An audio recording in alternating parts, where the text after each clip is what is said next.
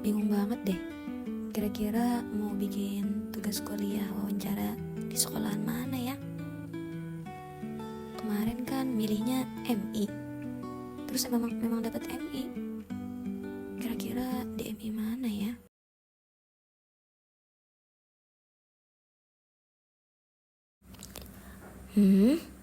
MI Al-Injas. Aha.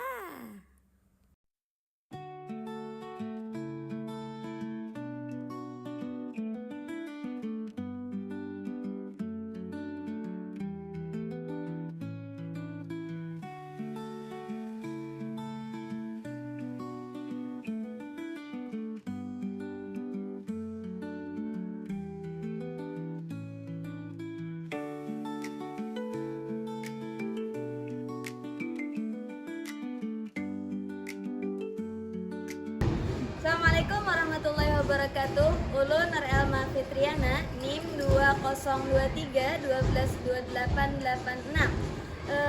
mahasiswi Institut Darul Ulum Kandangan, Prodi Pendidikan Agama Islam, semester 3 reguler 3. Hari ini akan mewawancarai salah seorang guru di MI Al-Injas dalam tugas mata kuliah profesi keguruan final tes. Mari ikuti.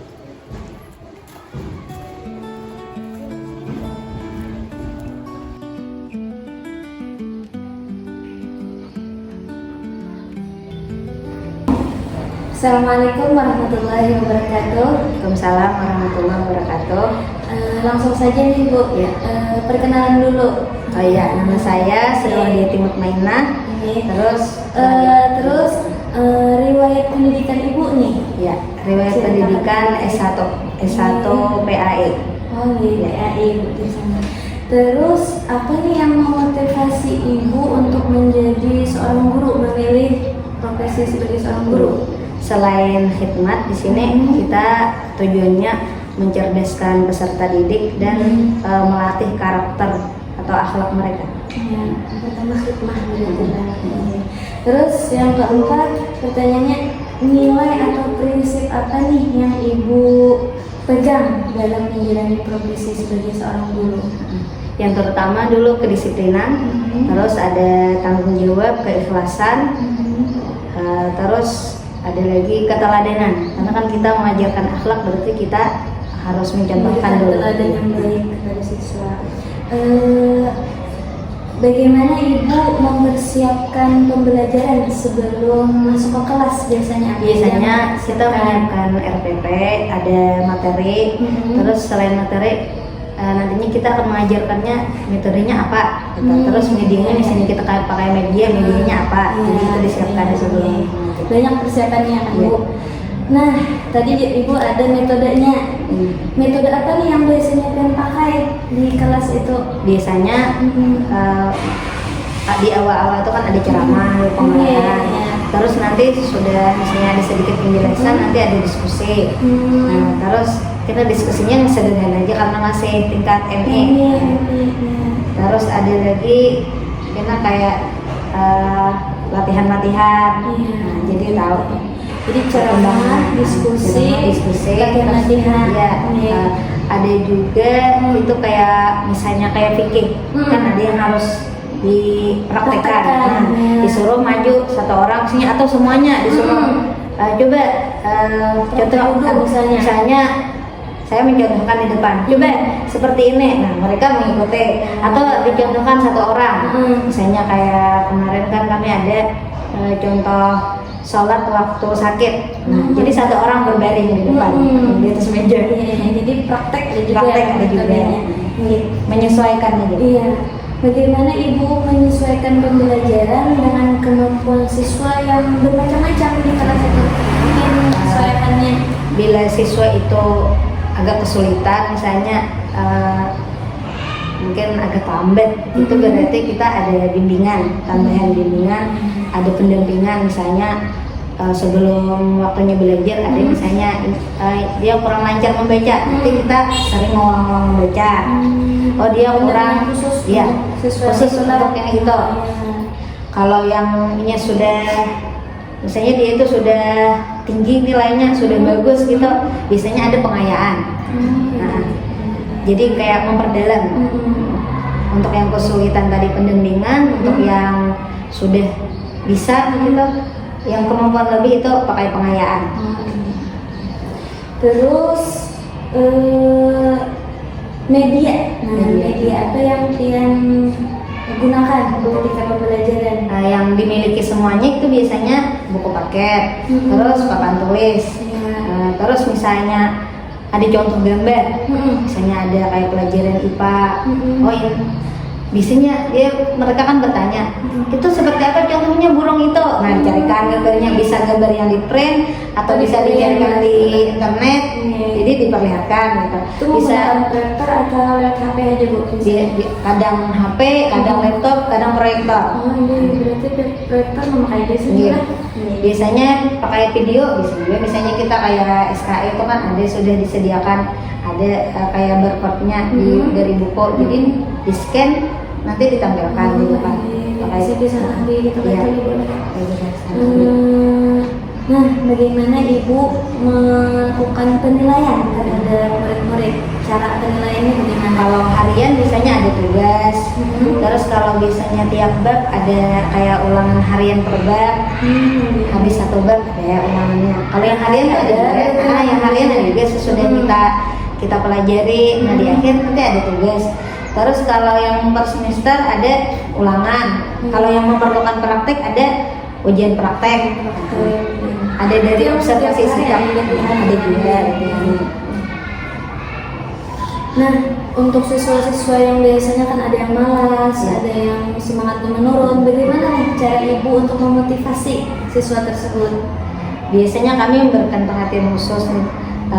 Biasanya agak beda, agak malas gitu.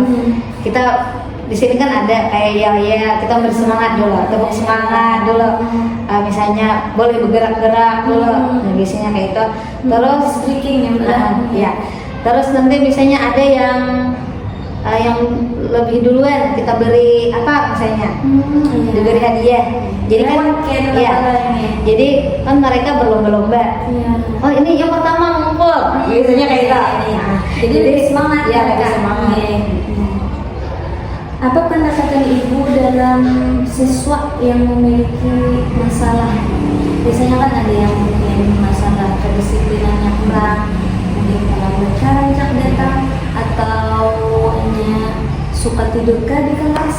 Nah, kayak mana Ibu? Kalau yang tidur tidak ada, jarang. Kalau yang ini, yang tidur tuh jarang. Soalnya kan mereka masih anak-anak, masih aktif-aktifnya.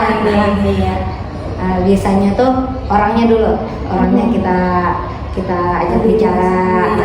Terus kalau diperlukan kita ke orang tuanya, bisa langsung dihidupkan orang ini, dibawa orang tuanya sama anaknya.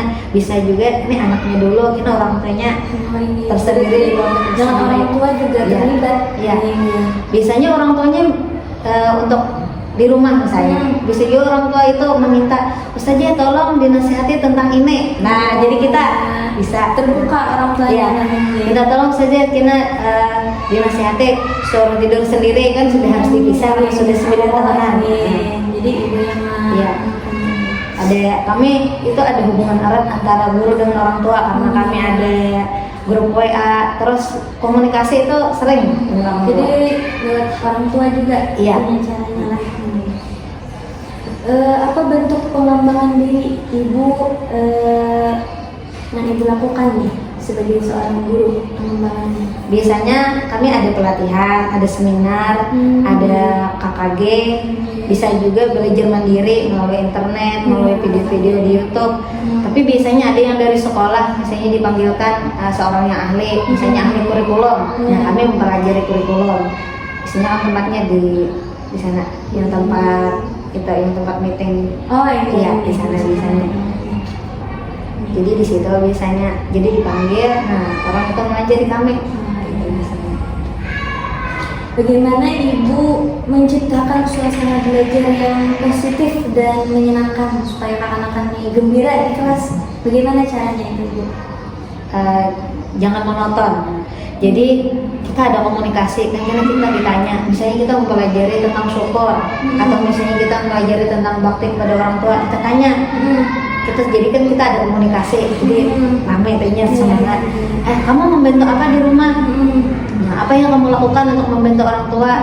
Nanti ada yang menjawab mencuci piring, misalnya menyapu, komunikasi dengan kadang hanya ibu yang menjelaskan, tapi mereka ikut. Tapi ditanyai, punya prakteknya sudah adakah? Kan biasanya pelajaran kita itu sebenarnya sudah dipraktekkan sehari-hari.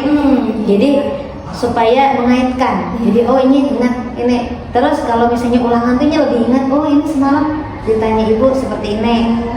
Misalnya tentang syukur. Nah, pian mulai tadi pagi ada dapat nikmat apa sudah? Nah ditanya kayak gitu. Jadinya mengerti. Oh bersyukur tuh ketika itu. Jadi lawan murid ini berpanggil lalu bertanya, jangan ceramah aja. Bagaimana ibu memahami dan menerapkan kode etik sebagai seorang guru dalam keseharian kita? Kita bersikap adil pada seluruh siswa, tidak membeda-bedakan, baik itu yang ini cepat menangkap atau yang lambat. Kita terus semuanya bersemangat.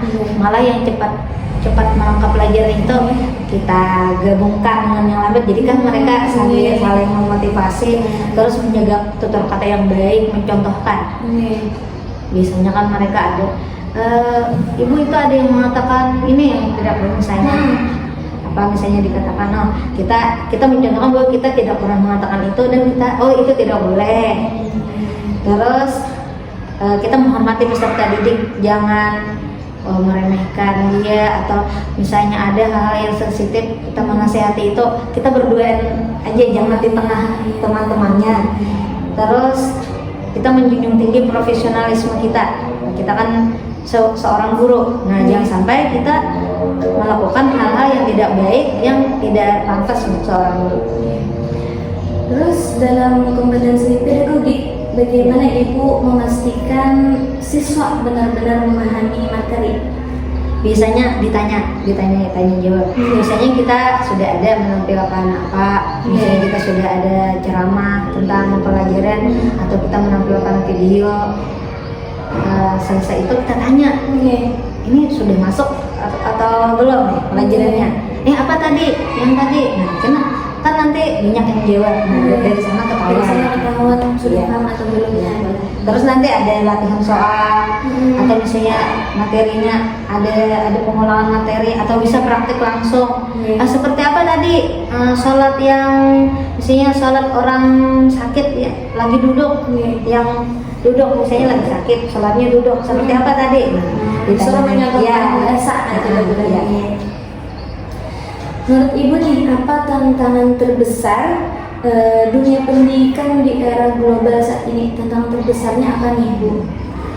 Teknologi kita ini kan sangat pesat. Nah, jadi kita ini biasanya, sedangkan siswanya ini belum mampu misalnya, atau misalnya belum ada alatnya, atau belum bisa mencapai itu, jadi kita menyesuaikan itu. Nah, misalnya tuntutan dari kurikulum seperti apa, sebenarnya siswanya belum, atau belum ada alatnya, atau seperti apa, belum terbiasa misalnya. Dia misalnya memakai handphone, tapi bisanya bukan untuk itu. Nah, itu tantangan. Sekolah menggunakan tidak boleh. Cuman kan biasanya kalau di rumah, ada itu kan mempengaruhi terlalu sering di main HP. Nah, itu tantangannya. Terus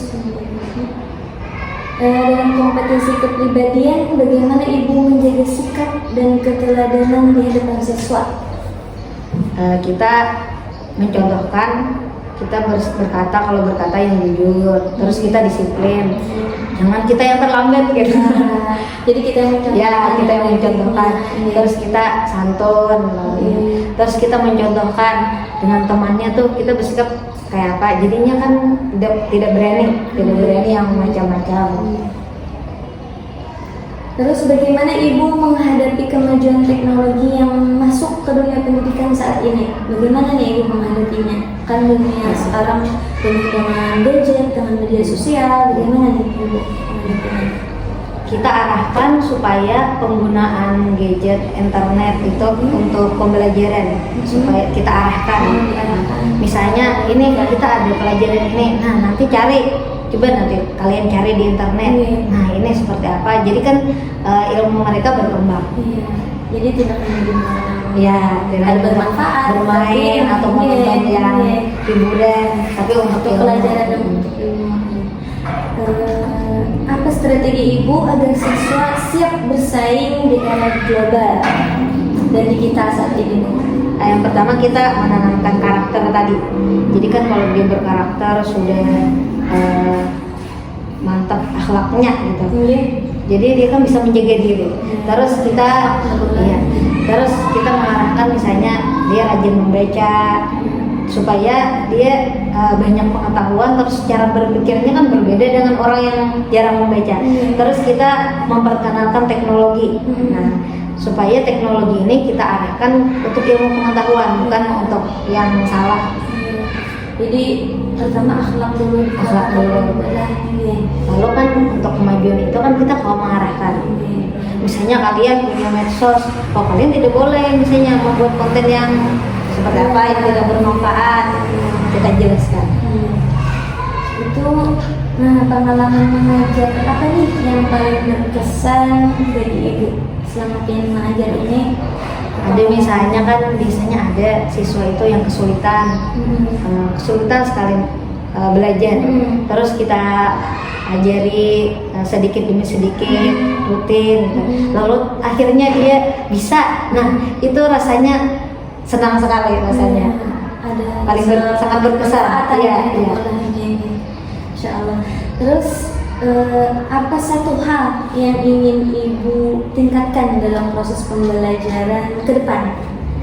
Penggunaan media kan kita karena sudah sangat maju. Nah, jadi untuk media ini mungkin untuk memaksimalkan media, teknologi, menggunakan internet dan sebagainya.